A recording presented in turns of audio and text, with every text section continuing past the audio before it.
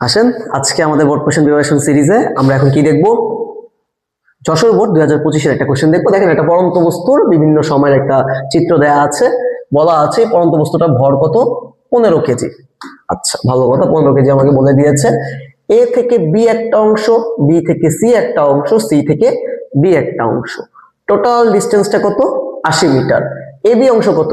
20 metre. তার মানে B থেকে ডি অংশ পর্যন্ত ডিস্টেন্সটা কি হবে? উপরেরটা কত? 20, টোটালটা কত? 80। তাহলে 80 থেকে যদি 20 বাদ দিয়ে দিই, এই টোটাল অংশটা হচ্ছে আমার 60 মিটার।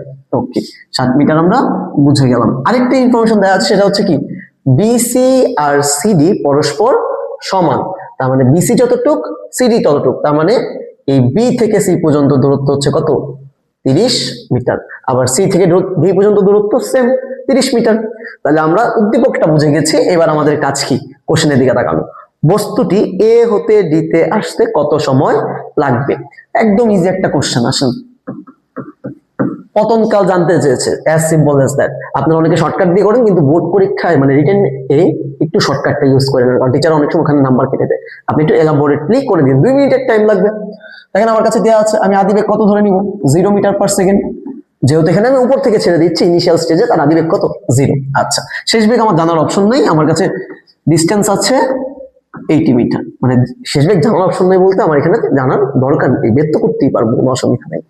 আচ্ছা, আমি জি এর ভ্যালু জানি, জি এর ভ্যালু জানি হচ্ছে 9.8 মিটার পার সেকেন্ড স্কয়ার। ওকে, এবার আমাকে কি জানতে চেয়েছে? টাইম জানতে চেয়েছে, টি জানতে চেয়েছে। ওকে, তাহলে আমরা কোন সূত্রে যাব? এমন একটা সূত্রে যাব যেখানে এই তিনটা ডাটা ইনপুট করতে পারি। দেখেন তো আমি একটা সূত্র লিখতেছি, এটার সাথে যায় কিনা। U t minus half of G T square, তাই তো? H equals to u t minus half of G T square. আমার কাছে ইউ দেয়া আছে, এইচ দেয়া আছে, আমার কাছে জি দেয়া আছে। টি এখান থেকে বের করে ফেলবো, তাই না? দিয়ে আসবেন টিচার, সুন্দর মতো এটাকে কেটে দিবে। কেন? আমাদের কি দিতে হবে? এখানে প্লাস দিতে হবে, কারণ বস্তুটা নিচের দিকে পড়তেছে, মানে অভিকর্ষের দিকে পড়তেছে, অভিকর্ষ বলের প্রভাবে পড়তেছে, নট অভিকর্ষ বলে বিরুদ্ধে কাজ করতেছে। ঠিক আছে, দ্যাটস ওয়াই আমরা এখানে কি দিয়ে দিব? আমরা এখানে লিখবো হচ্ছে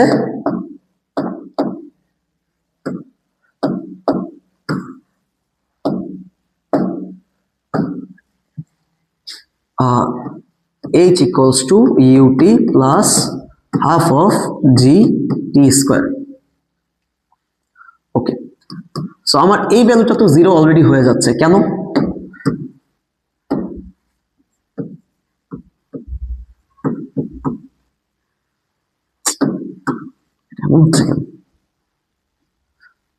আচ্ছা, অসুবিধা নেই। তাহলে আমার এখানে 0 থাকছে কি? শুধু half of G T square. Okay, তাহলে আমার এখান থেকে বের করা লাগবে কার? টি এর ভ্যালু। সো এইচ আমার এখান থেকে কি হতে পারে? 2h, দুইটা এই পাশে আসলে গুণ হয়ে যাবে, যেটা ভাগাকারে আরে গুণাকারে আছে, এই পাশে আসলে কি হয়ে যাবে? ভাগ হয়ে যাবে, ইকুয়ালস টু টি স্কয়ার। তাহলে আমি এখান থেকে কি বের করব? টি এর ভ্যালু বের করব। So t equals to be root over 2h divided by কত? জি। তাহলে এখানে মান বসায় ফেলবো, root over 2 into 80 divided by 9.8। So আমরা এটাকে যদি ক্যালকুলেশন করি, আমাদের আসে হচ্ছে রুট ওভার 160 ডিভাইডেড বাই হচ্ছে 9.8, ভ্যালু আসে হচ্ছে 4.04 কি সেকেন্ড। তাহলে এ থেকে ডিতে আসতে ও টোটাল পতনকাল কত? 4.04 সেকেন্ড। একদম ইজি একটা কোশ্চেন ভাই। আচ্ছা, এই জায়গাটা একটু ঠিক করে দিচ্ছি ভাইয়া।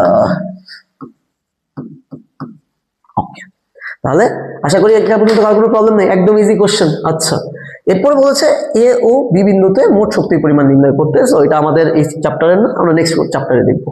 ওকে, দেখা হবে নেক্সট কোনো ভিডিওতে।